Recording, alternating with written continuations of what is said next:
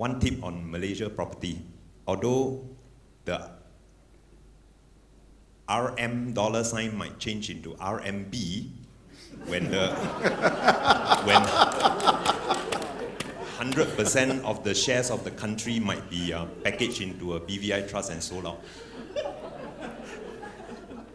Many people are cheering the coming on stream of the high-speed rail. Unfortunately, this audience is too young, but I'm sure you all remember. Have you driven up to KL in the 1970s and 1980s? So that route has got how many small little cities, small little towns such as Ayaitam. It is one of the stops, right? Yeah, so we take our leak, we makan, then after that we continue driving. With the North-South Expressway, what happened to Ayaitam? Forgotten. So infrastructure can bypass you, can bypass all of us. The beneficiaries of the high-speed rail would be the two terminal stations. Cities in the middle will be hollowed out at the expense of the terminal stations. So maybe you can still place a bet on KL and on Singapore properties based on high-speed rail, but so many property agents out there are asking you to buy in between stops.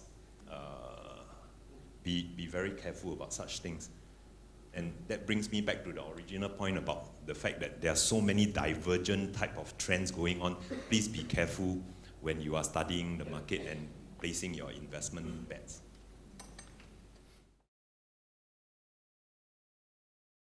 To list or not to delist, I think we have a very interesting problem in Singapore, and you have very, very undervalued companies. You have quality companies. I think you mentioned one of them, like Sunningdale, that's been producing, a solid CAGR growth, and who's not actually being truly appreciated by the market. Well, maybe now the market has started to appreciate it, but for years it was languishing. And why is that? I like to always zoom into some of the manufacturing is a very interesting sector for me. In the 90s, Singapore was manufacturing hub of the world, almost, right? And you spoke about venture, you spoke about all these other companies. But so many of these companies like Adam Pack, Armstrong, these smallish, small cap companies were taken private by our private equity companies. Because they came in here, they looked at our client, they looked at these companies, right? And they said, holy crap, this is really, really cheap. These companies are generating cash like no other. And we got a problem when our investors, as you mentioned earlier, are looking to Australia, they're looking to Hong Kong, which is fair play, but they're thinking, look, if this is the PE band of our companies, that means this is the ceiling for me to make. And then, of course, you got your heavenly kings who are making a killing, of course, that you were mentioning.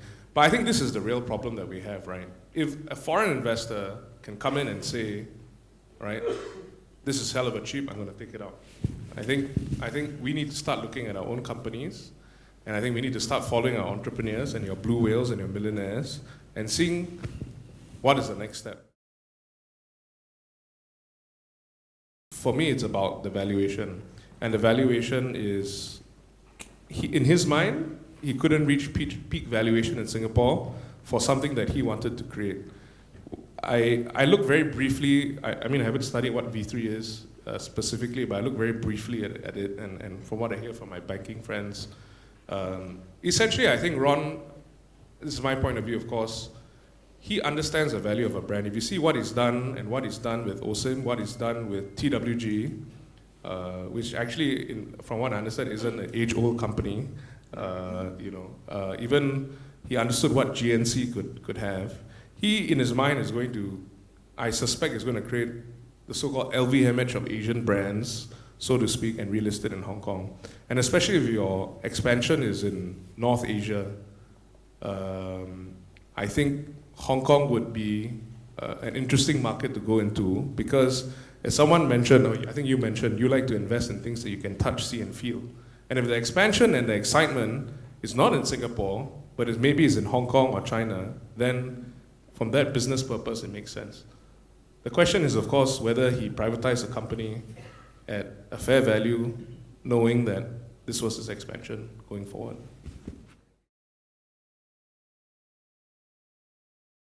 I look at the stock market as as a jungle.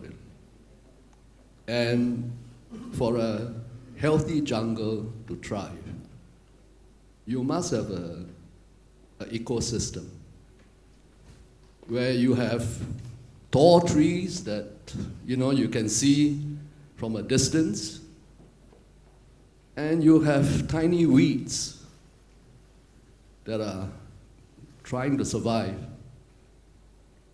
in the damp forest. In Singapore, in our SGX, and I think for that matter in Malaysia, when the Singapore and the Malaysian market were somewhat linked, it was a fantastic jungle. There were big companies, small companies, there were emerging companies, and so on and so forth. But today, I think in Singapore, we no longer have the ecosystem to support a living jungle. It's become so sterilized in my mind. Well, it's to do with a lot of issues, whether it's too much regulation, too expensive to list, valuations are not there, so companies exit. But all these are somewhat interrelated. What I think actually is needed in Singapore today, more than all the other things that the committees and all that are trying to introduce, is one, education on the ground for the man in the street, the investors. Education can be done by mainstream media, it can be done by social media, but we need education that's provided by the professionals, meaning the stock analysts, meaning brokers, to some extent maybe experts who speak in investment seminars. Was up like 256% in that year. So my recommendation actually is, why can't somebody do a Catalist fund for a change? It's no different from SASDAQ. There are a lot of Catalist companies that are under research. Some will have extremely good fundamentals. I think like MM2 started as a Catalist company, but not many people know. Not many people know what they do. There was no Catalist reports, So my belief is that if there is a Catalist fund, say 30 million as well, that is managed by an independent fund manager,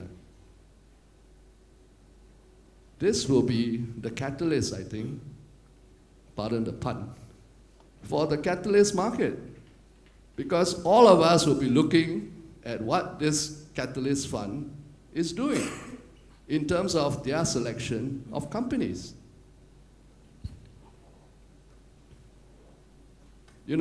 So why look at the Haveling Kings or Queens? Look at what the Catalist fund is investing. And it doesn't cost a lot. It's $30 million would, buy you a lot of stuff. So that's my proposal in terms of taking one step forward in terms of trying to rejuvenate the dying market, that all of us agree needs a lot of help. And I think if the fund can be established, it can go some way, maybe not all the way, to having a really positive impact on small companies. Why would we bring any listed and a potential IPO to Singapore? And his advice would be no, a big one. Because if you're a decent sized company, you want to go to the big markets. And the big markets, obviously, whether by branding or by fact, has happened to be in New York, the New York Stock Exchange, so they're going over there. They fetch reasonable valuations, but during the marketing rounds, which I'm quite privy to be a part of some of these rounds, the investor in Singapore often says, these are loss-making companies. Where's the E for the PE?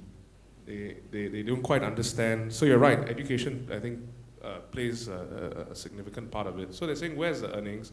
I don't understand. How do I even value this company? But then you see the investment banker will go and say, well, but guess what? US is a perfect place because you're investors like that. So I think that's where, especially when you see the monster companies coming out which have no E. I mean, Salesforce for the longest time had no E.